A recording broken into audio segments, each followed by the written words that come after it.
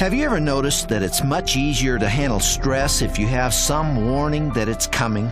Here's Dr. James Dobson with Family Talk. There's something about knowing a tough experience lies ahead that helps us to get ready for the difficulty, to gear up and mobilize our resources for a challenge to come. It's for this reason that I recommend to parents that they begin talking to their children long before the teen years about the joys and the discomforts of the adolescent experience. Begin discussing self-confidence in the elementary years, pointing out those people who have it and those who don't. Then in the period immediately before puberty, make it known that the teen years are often accompanied by a massive assault on self-worth, where everybody seems to feel ugly and unintelligent and useless.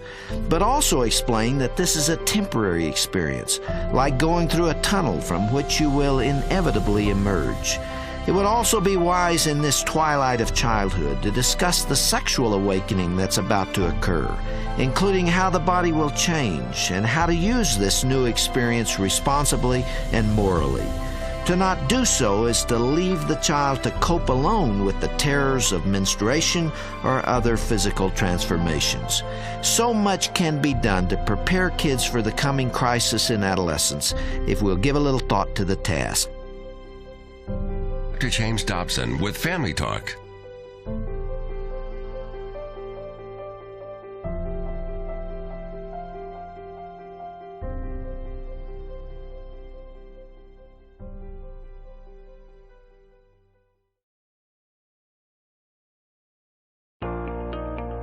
Here's Dr. James Dobson with Family Talk. The great art of parenting is most evident when mothers and fathers learn to read their children. Most parents go through times when they fear they aren't responding properly to their children. They wonder if they're overreacting or underreacting, being too strict or too lenient. They suspect that they're making major mistakes that will haunt them later on.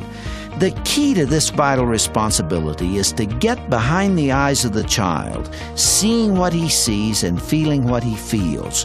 When you know his frame of mind, your response becomes obvious. For example, when he's lonely, he needs your company. When he's defiant, he needs your help in controlling impulses. When he's afraid, he needs the security of your embrace. When he's happy, he needs to share his laughter and joy with those he loves. Raising healthy children, then, is not so much a science as it is a highly developed art, and you can be sure that it requires the greatest patience, devotion, and love that you have to offer. Take the time to observe the youngsters who live in your house. If you tune in closely to what they say and do, the feelings behind those behaviors will soon become apparent. Then your reaction to what you've seen will lead to more confident parenthood. Dr. James Dobson with Family Talk.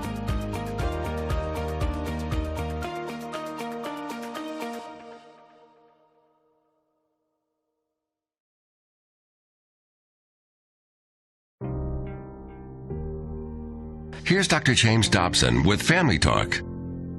Imagine the agony a single parent goes through when required by court order to put his or her children on an airplane all alone for an extended visitation with the other parent.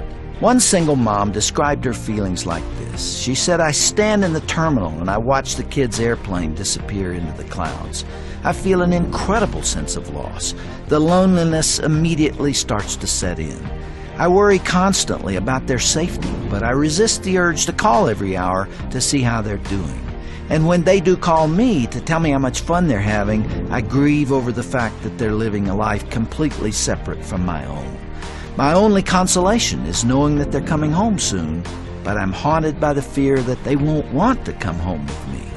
For the single parent who identifies with this hurting mother, there may be a way to get through the painful days of waiting.